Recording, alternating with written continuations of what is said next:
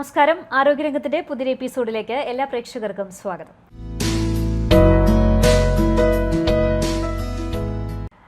ഇന്ന് ദിനം പ്രതി പ്രമേഹം എന്ന ആരോഗ്യ പ്രശ്നം വർദ്ധിച്ചു വരികയാണ്.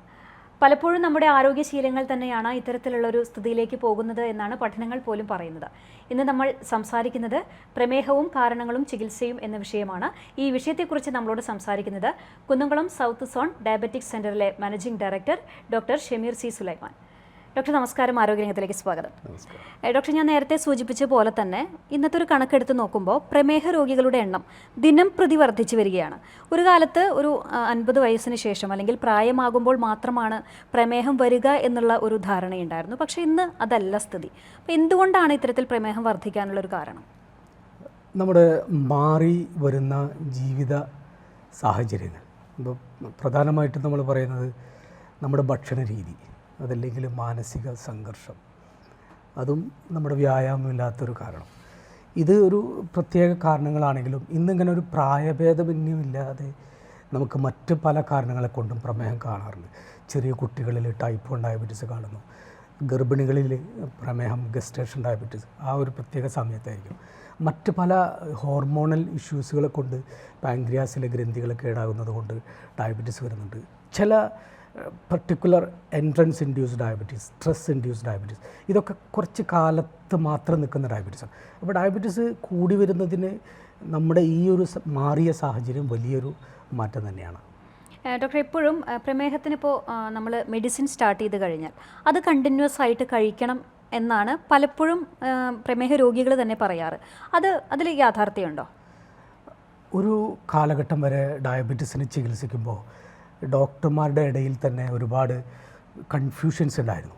സ്റ്റിൽ നമ്മളിങ്ങനെ മെഡിസിൻ ഇങ്ങനെ കുറേ കഴിക്കുന്നു, ആളുകൾക്ക് കോംപ്ലിക്കേഷൻസ് കൂടി വരുന്നു. അപ്പോൾ പല പുതിയ പഠനങ്ങളും പാശ്ചാത്യ രാജ്യങ്ങളിലൂടെ തെളിവുകൾ വന്നു.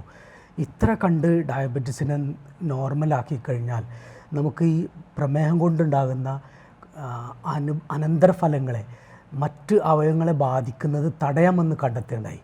ആ ഒരു ലാൻഡ്മാർക്ക് ട്രയൽസ് യുണൈറ്റഡ് കിങ്ഡം അവിടെ നിന്നൊക്കെ വന്നതിന് ശേഷം പ്രമേഹത്തിൻ്റെ ചികിത്സാ രീതിയിൽ ഒരുപാട് മാറ്റങ്ങൾ വന്നു.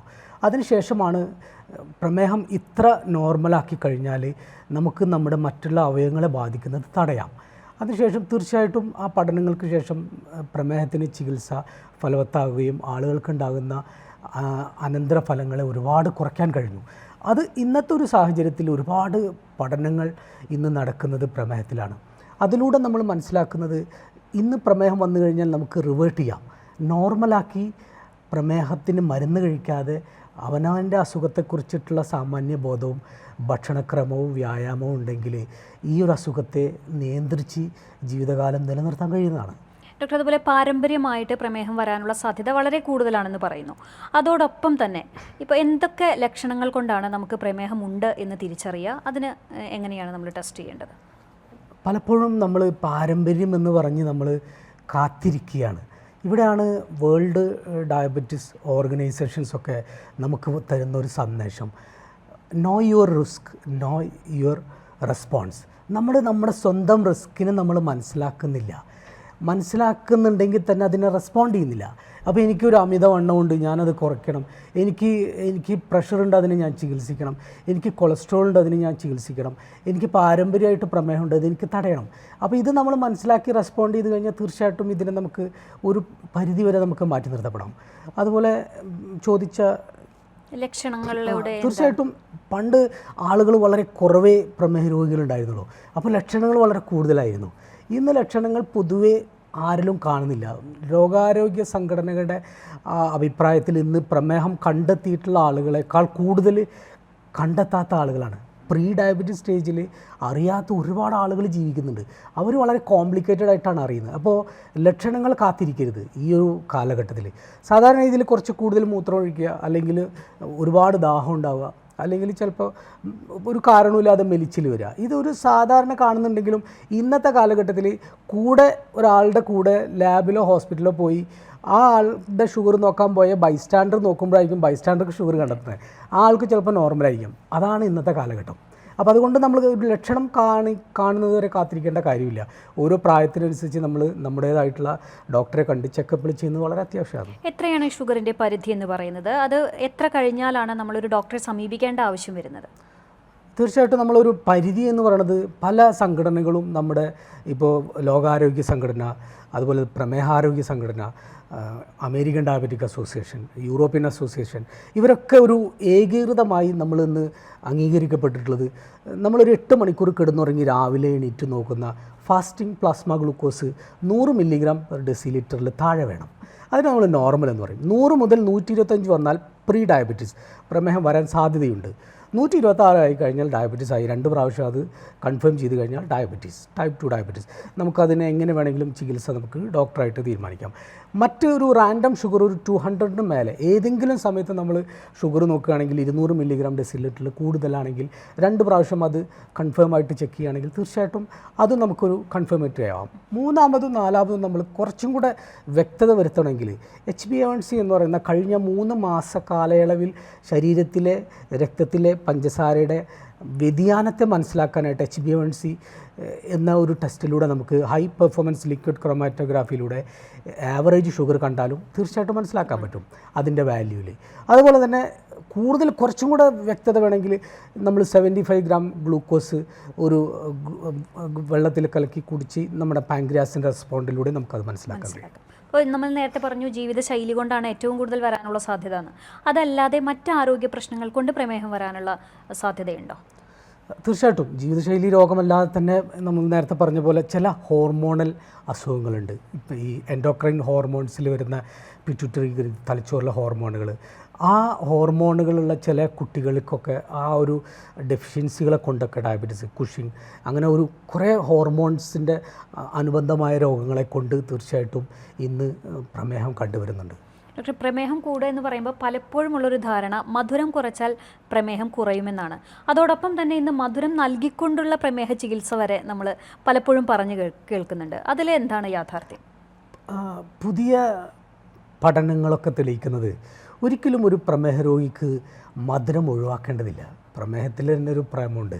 അപ്പോൾ ഈ മധുരം എന്ന് പറയുന്നത് മധുരം കൊടുത്ത് പ്രമേഹ രോഗിയെ വെടക്കാക്കുന്നതൊക്കെ നല്ലത് ശരിയായ രീതിയിൽ പ്രമേഹത്തെ മനസ്സിലാക്കിക്കൊണ്ട് അവർക്ക് മധുരം കഴിച്ച്, നമ്മളൊരിക്കലും പറയുന്നില്ല പ്രമേഹ രോഗിക്ക് ഒരു മധുരം ഒഴിവാക്കി ജീവിക്കണമെന്ന്.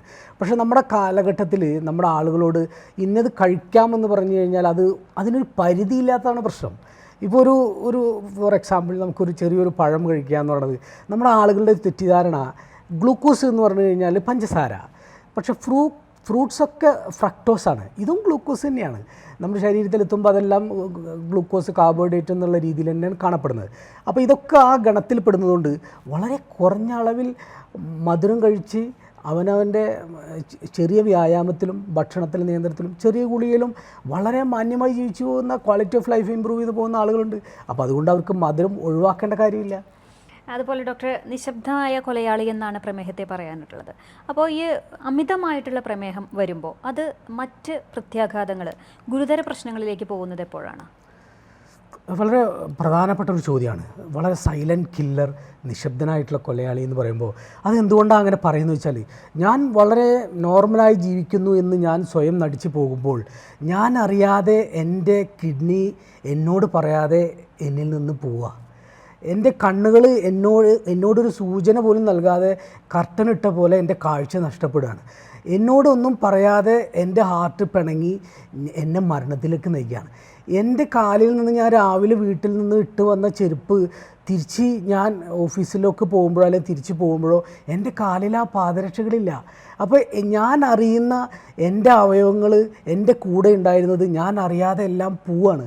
ഇതുകൊണ്ടാണ് ഇതിനെ നിശബ്ദനായ കൊലയാളി എന്ന് പറയുന്നത്. അപ്പോൾ തീർച്ചയായിട്ടും ഈ നിശബ്ദനായിട്ടുള്ള കൊലയാളിയെ നമ്മൾ നേരത്തെ കൂട്ടി മനസ്സിലാക്കിയാൽ ഇവൻ നമ്മുടെ കൂട്ടുകാരനായിട്ട് കൂടെ ഉണ്ടാവും. തീർച്ചയായിട്ടും അത് മനസ്സിലാക്കുക തന്നെ വേണം. അതുകൊണ്ടാണ് പ്രമേഹത്തിന് മരുന്നിനേക്കാൾ ഏറ്റവും ആദ്യം നമ്മൾ അതിൻ്റെ അറിവാണ്. ഡയബറ്റീസിനെ കുറിച്ചിട്ടുള്ള നോളജ് വളരെ ഇമ്പോർട്ടൻ്റാണ്. ഡയബറ്റീസിനെ കുറിച്ച് അറിവില്ലാത്തത് കൊണ്ട് മാത്രമാണെന്ന് നമ്മൾ ഏറ്റവും കൂടുതൽ പരാജയത്തിലേക്ക് നയിക്കുന്നത്. അപ്പോൾ ഈ അനിയന്ത്രിതമായ പ്രമേഹം എന്ന് പറയുന്നത് അത് തന്നെയാണ് പ്രശ്നം. നിയന്ത്രണമായ പ്രമേഹം കൊണ്ട് വളരെ നല്ല രീതിയിൽ സുഖമായി ജീവിക്കുന്ന കോടാനുകോടി ജനങ്ങളുണ്ട്. പക്ഷെ അനിയന്ത്രിതമായ പ്രമേഹം കൊണ്ട് വളരെ മോശമായ രീതിയിൽ അതിജീവിക്കുന്ന ജനങ്ങളെയാണ് നമ്മൾ കൂടുതൽ കാണപ്പെടുന്നത്. അവിടെ എന്താ വിഷയം എന്ന് വെച്ചാൽ അവനവൻ്റെ അസുഖത്തെക്കുറിച്ച്, ഡയബറ്റീസിനെ കുറിച്ച് സാമാന്യ ബോധമില്ല. അവർ കഴിക്കേണ്ട ഭക്ഷണം എന്താണെന്നറിയില്ല, വ്യായാമം ചെയ്യാൻ സമയമില്ല. ആകെ കൂടി ഒരു മരുന്നിനെ മാത്രം വിശ്വസിച്ച് ജീവിക്കുന്ന ഈ സമൂഹത്തിലാണ് ഈ പ്രശ്നം. അപ്പോൾ ഇവിടെ നമ്മൾ മനസ്സിലാക്കേണ്ടത് മരുന്നല്ല പ്രധാനം, അവനവൻ്റെ അസുഖത്തെക്കുറിച്ചിട്ടുള്ള സാമാന്യ ബോധം, ഭക്ഷണത്തെക്കുറിച്ചിട്ടുള്ള മാറ്റം, വ്യായാമം, ഇത് മൂന്നും ഉണ്ടെങ്കിൽ മരുന്ന് അവനെ ഏൽക്കും. ഇത് മൂന്നും ഇല്ലെങ്കിൽ മരുന്ന് വെറുതെയാണ്. അപ്പോൾ ഈ മരുന്ന് കഴിച്ചുകൊണ്ടിരിക്കുന്ന ആളുകളുടെ കണ്ണും കാലും കിഡ്നിയും പോകുന്നത് അവൻ്റെ ഷുഗർ നിയന്ത്രണം ഇല്ലാത്തതുകൊണ്ടാണ്, മരുന്നിൻ്റെ കൊണ്ടല്ല. ഇപ്പോൾ ഡോക്ടർ നേരത്തെ സൂചിപ്പിച്ച പോലെ തന്നെ ഞാൻ പലപ്പോഴും കണ്ടിട്ടുള്ളതാണ്, മരുന്ന് കഴിക്കുന്നു, അതോടൊപ്പം തന്നെ ഒരു നിയന്ത്രണവും ഇല്ലാതെ ഇഷ്ടപ്പെട്ട ഭക്ഷണം മുഴുവൻ കഴിക്കുന്നു. ഇപ്പോൾ കുറച്ചധികം മധുരം കഴിക്കേണ്ട ഒരു അവസ്ഥ വന്നാൽ അന്ന് 2 ഗുളിക കൂടുതൽ കഴിച്ചാൽ മതിയെന്ന് സ്വയം ചിന്തിച്ച് അങ്ങനെ പോകുന്ന പല പ്രമേഹ രോഗികളുണ്ട്.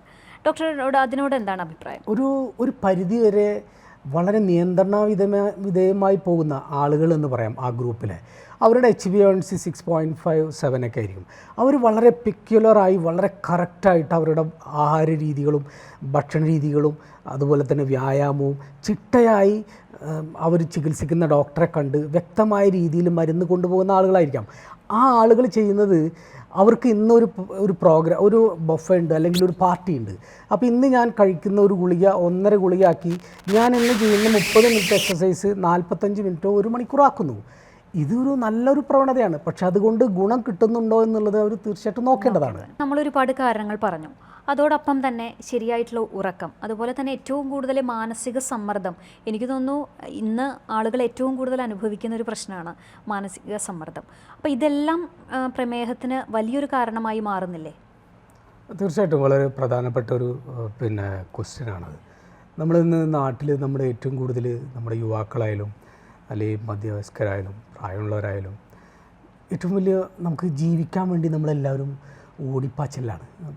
അത് ഒരു യാഥാർത്ഥ്യമാണ്. അവിടെ ഉണ്ടാകുന്ന വിഷയം തീർച്ചയായിട്ടും നമ്മളെ ഡിസ്റ്റർബ്ഡ് സ്ലീപ്പ്, ഉറക്കമില്ലായ്മ, പിന്നെ അതുപോലെ തന്നെ നമുക്ക് മാനസിക സംഘർഷം. അപ്പോൾ ഇതിൽ ഉറക്കമില്ലായ്മയുടെ ഏറ്റവും വലിയ വിഷയം നമ്മുടെ ഗാഡ്ജറ്റുകളാണ്. നമ്മൾ കുടുംബത്തിൽ ഏറ്റവും വലിയ പ്രശ്നങ്ങൾ വരുന്നതും ഇത് തന്നെയാണ്. ഇപ്പോൾ ആളുകൾ കൂടുതൽ സംസാരിക്കുന്നില്ല.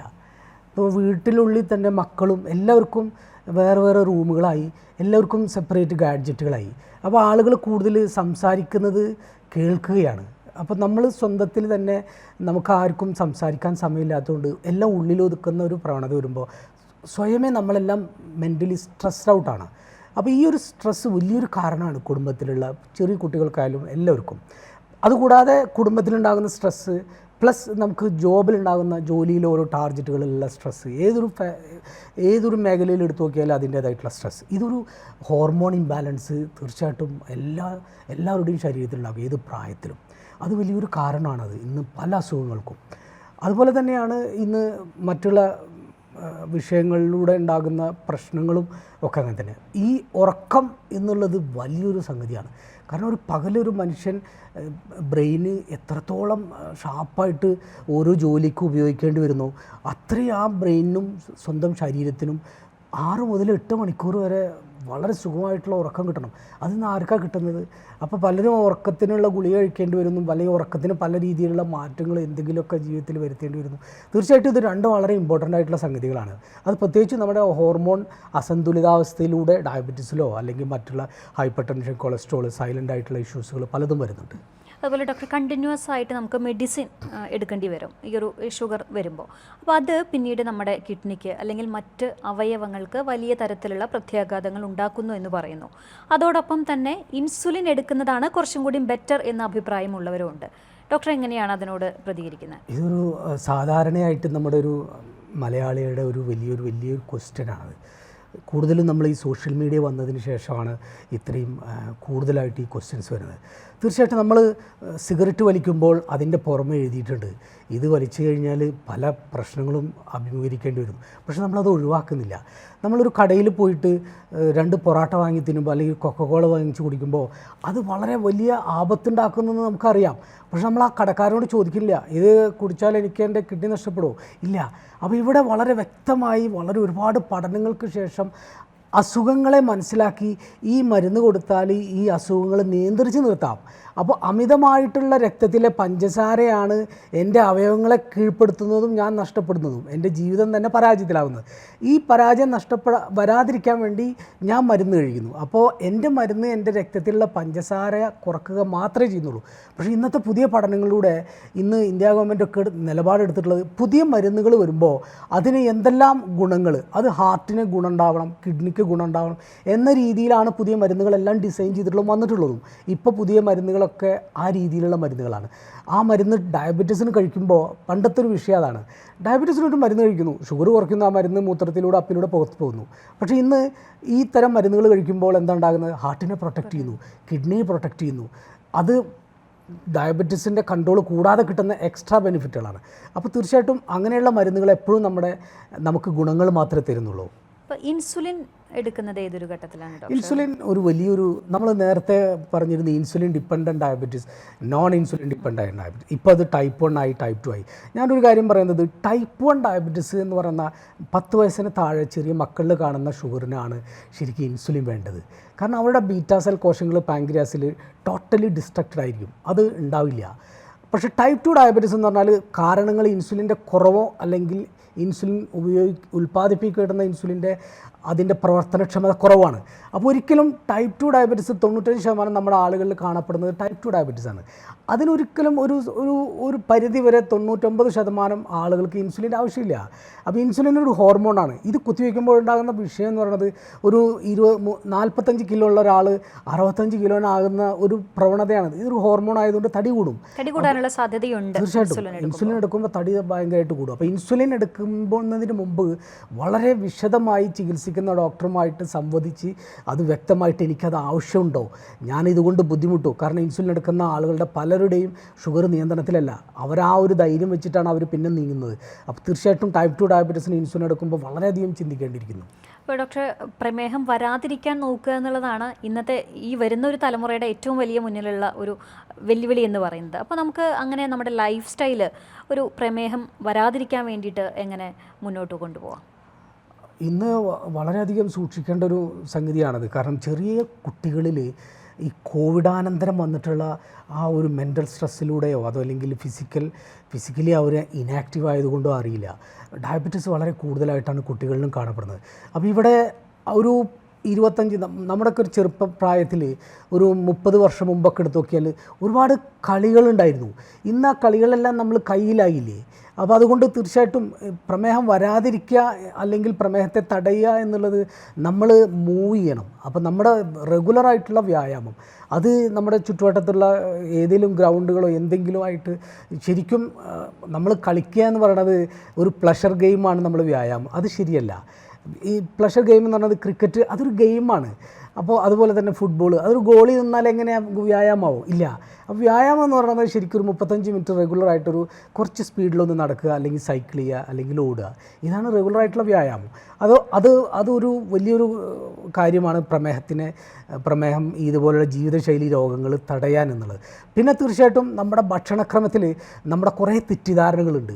ഇപ്പോൾ ഏറ്റവും കൂടുതൽ നമ്മൾ സോഷ്യൽ മീഡിയയെ ഡിപ്പെൻഡ് ചെയ്തുകൊണ്ട് തടി കുറയ്ക്കാൻ മരുന്ന് കഴിക്കുന്നു, തടി കൂടാൻ മരുന്ന് കഴിക്കുന്നു, പ്രമേഹം വരാതിരിക്കാൻ മരുന്ന് കഴിക്കുന്നു, പ്രമേഹത്തിന് ഒറ്റമൂലികളുണ്ട്. അപ്പോൾ ഇതൊന്നും ഒരു ശാസ്ത്രീയമായി നമുക്കൊന്നും ഒരു തെളിവുമില്ല ഇതിന്. അപ്പോൾ തീർച്ചയായിട്ടും അപ്പോൾ ഒരു വ്യക്തമായ രീതിയിൽ ഡോക്ടറെ കണ്ട് എന്ത് ഭക്ഷണമാണ് എനിക്ക് കഴിക്കാൻ പറ്റുക, എന്തൊക്കെയാണ് ഞാൻ ഒഴിവാക്കേണ്ടത് നമ്മുടെ ആരോഗ്യ പ്രശ്നങ്ങൾ കൂടി പരിഗണിച്ചിട്ട് വേണം അല്ലേ? പലപ്പോഴും യൂട്യൂബിന്റെ സഹായത്തോടെയാണ് ഇന്ന് സ്വയം മരുന്ന് കണ്ടെത്തുന്നത്. നമ്മൾ ഒരു സോഷ്യൽ മീഡിയ ഒരു ആ വാട്സപ്പ് യൂണിവേഴ്സിറ്റിയിൽ നിന്നാണ് ഇപ്പോൾ പലരും ബിരുദം എടുത്തിട്ട് സ്വയമായി ചികിത്സിക്കുന്നത്. തീർച്ചയായിട്ടും അത് വളരെയധികം സൂക്ഷിക്കേണ്ട ഒന്നാണ്. അപ്പോൾ ഡോക്ടർ പറഞ്ഞ പോലെ എക്സസൈസ് മസ്റ്റായിട്ട് ചെയ്യേണ്ടതാണ്. റെഗുലറായിട്ട് എക്സസൈസ്. പിന്നെ നമ്മുടെ ഭക്ഷണ ക്രമീകരണങ്ങൾ എങ്ങനെയായിരിക്കും? ഭക്ഷണ ക്രമീകരണം ഒരു സമീകൃത ആഹാരം. ഇപ്പോൾ രാവിലെ നമ്മുടെ വീടുകളിലൊക്കെ കിട്ടുന്ന ആഹാരം തന്നെയാണത്. അതിലിപ്പോൾ ഇഡ്ഡലി ഉണ്ടാവാം, വെള്ളപ്പം ഉണ്ടാവാം, ദോശ ഉണ്ടാവാം, പത്തിരി ഉണ്ടാവും, ചപ്പാത്തി ഉണ്ടാവും, അപ്പം ഉണ്ടാവും. ഇതൊരു പ്രമേഹ രോഗിയെ സംബന്ധിച്ച് ഇത് ഓക്കെയാണ്. പക്ഷേ പ്രമേഹ രോഗി ദിവസവും പുട്ടും തേങ്ങാപ്പാലും പൂരി മസാലയും മസാല ദോശയും ബ്രെഡും പൊറാട്ടയൊക്കെ കഴിക്കുമ്പോൾ അത് പ്രമേഹ രോഗി കഴിക്കേണ്ട ഭക്ഷണമല്ല. പക്ഷേ നമ്മളൊരു വീട്ടിലെ ഉള്ളിൽ ഒരാൾക്ക് പ്രമേഹവും മറ്റ് 5 ആൾക്ക് പ്രമേഹവും ഇല്ലെങ്കിൽ ഇതൊക്കെ ഒരു ടേബിളിലല്ലേ വരുന്നത്. അപ്പോൾ ഇവിടെ ഒരു കൂട്ടായിട്ടുള്ളൊരു പ്രവർത്തനം തീർച്ചയായിട്ടും ആ രീതിയിൽ വേണം. അപ്പോൾ അതുപോലെ ഉച്ചയ്ക്കുള്ളൊരു സമീകൃത ആഹാരം എന്ന് പറഞ്ഞാൽ ചോറ് കഴിക്കാം, പച്ചക്കറി കഴിക്കാം, പയറുവർഗ്ഗങ്ങൾ കഴിക്കാം, മീൻ കഴിക്കാം, ഇതൊക്കെ ഉണ്ടാവണം. അപ്പോൾ ഒരു സമീകൃത ആഹാരമായി. അതല്ലാതെ നമ്മൾ എല്ലാ ദിവസവും മറ്റെന്തെങ്കിലും കുറച്ച് ബിരിയാണിയോ അല്ലെങ്കിൽ ഞാൻ ഇന്ന് കുറച്ച് ഫ്രൂട്ട്സാണ് കഴിക്കുന്നത്, ഇതൊന്നും സമീകൃത ആഹാരമല്ല. അതുപോലെ വൈകുന്നേരങ്ങളിൽ നമുക്ക് ഇപ്പോൾ ഉള്ളൊരു ഇത് ആളുകൾ രാത്രിയിൽ ഭക്ഷണം കഴിച്ചാൽ എനിക്ക് വെയിറ്റ് കൂടും, അല്ലെങ്കിൽ തടി കുറയ്ക്കാൻ വേണ്ടി എനിക്ക് രാത്രി ഭക്ഷണം ഒഴിവാക്കണം. ഇതൊക്കെ വളരെ മോശമായിട്ടുള്ള ശരീരത്തെ ദ്രോഹിക്കുന്ന തരത്തിലുള്ള കാര്യങ്ങളാണ്. അതുകൊണ്ട് നമ്മുടെ ശരീരം ശോഷിക്കുകയും ഒരു ആരോഗ്യമില്ലാത്തൊരു ജീവിതം മുന്നോട്ട് നയിക്കാറുണ്ട്. അവിടെ വ്യക്തമായി നമുക്ക് ഗോതമ്പ് കഴിക്കാം, റാഗിയുണ്ട്, ഇപ്പോൾ ഒരു മില്ലറ്റിൻ്റെ കാലമാണ്. അപ്പോൾ മില്ലറ്റുകളും ധാരാളം ഉപയോഗിക്കുന്നത് നല്ലതാണ്. അപ്പോൾ ഇതൊക്കെ കുറഞ്ഞ അളവിൽ പച്ചക്കറികളും പയറുവർഗ്ഗങ്ങളും അതുപോലെ പാട നീക്കിയ പാല്, മുട്ടയുടെ വെള്ള, ഇതൊക്കെ ഒരു രോഗിക്ക് കഴിക്കാൻ പറ്റുന്നതാണ് പ്രമേഹമുള്ള ആളുകൾക്ക്. പക്ഷേ ഇവിടെ എന്താ ഉണ്ടാക്കുന്നത്, എല്ലാ ഭക്ഷണങ്ങളും ഇപ്പോൾ കുറേ ഫ്രൂട്ട്സ് ഇട്ടിട്ട് കുറേ പാലിൽ അടിച്ച് കുടിക്കുന്ന ഒരു പ്രവണത.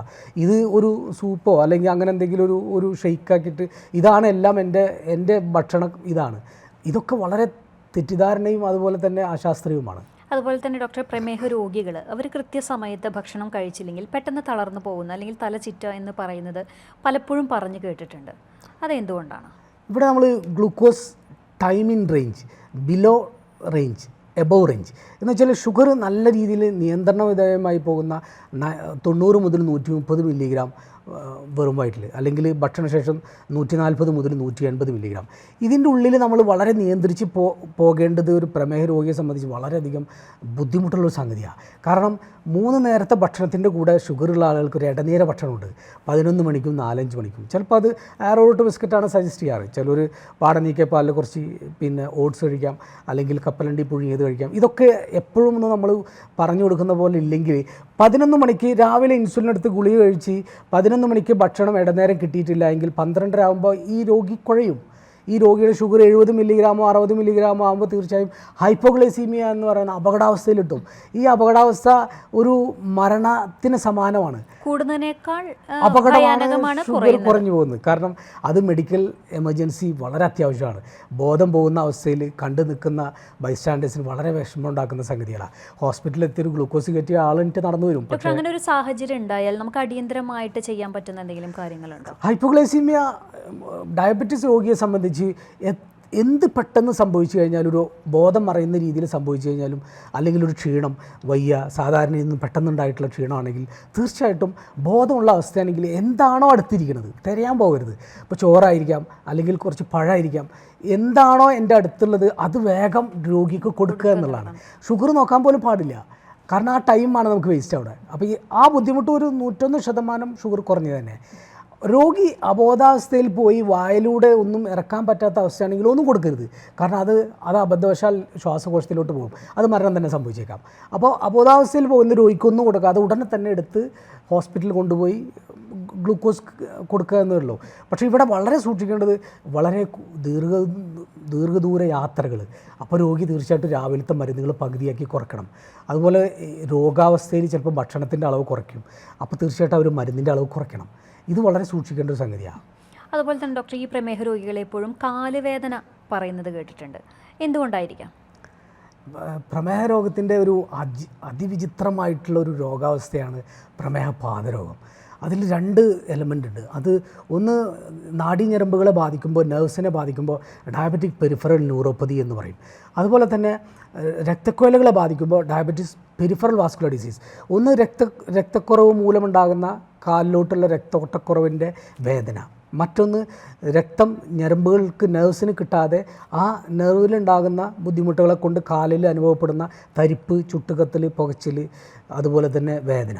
ഇത് അനിയന്ത്രിതമായ പ്രമേഹം മൂലമാണ് ഉണ്ടാകുന്നതെങ്കിൽ തീർച്ചയായിട്ടും ചികിത്സയുണ്ട്. അത് പ്രമേഹത്തിനെ നിയന്ത്രിച്ച് ശരിയായ രീതിയിൽ അതിന് മരുന്ന് കൊടുത്താൽ ഒരുപാട് കാലം വരെ അവർക്ക് ബുദ്ധിമുട്ടുകളില്ലാതെ ജീവിക്കാം. ഡോക്ടർ, ഇപ്പോൾ ഒരു പ്രമേഹ രോഗികൾക്ക് ഡോക്ടർക്ക് നൽകാനുള്ള ഒരു ഉപദേശം അല്ലെങ്കിൽ എങ്ങനെയായിരിക്കണം, എന്താണ്?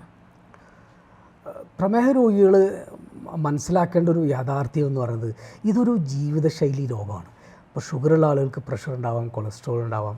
അപ്പോൾ ഡയബറ്റീസ് കൺട്രോൾ ചെയ്യുക എന്ന് പറയുന്നത് തീർച്ചയായിട്ടും നിങ്ങളുടെ പക്കലാണ്. അപ്പോൾ 3 കാര്യങ്ങൾ വളരെ ഇമ്പോർട്ടൻ്റ് ആയിട്ട് മനസ്സിലാക്കണം. ഒന്ന്, പ്രമേഹം എന്ന രോഗാവസ്ഥ, അത് രോഗമല്ല, രോഗിയായിട്ടില്ല, രോഗാവസ്ഥയിലാണ്. രോഗിയാകുന്നത് ഈ അസുഖം നമ്മുടെ അവയവങ്ങളെ ബാധിക്കുമ്പോഴാണ്.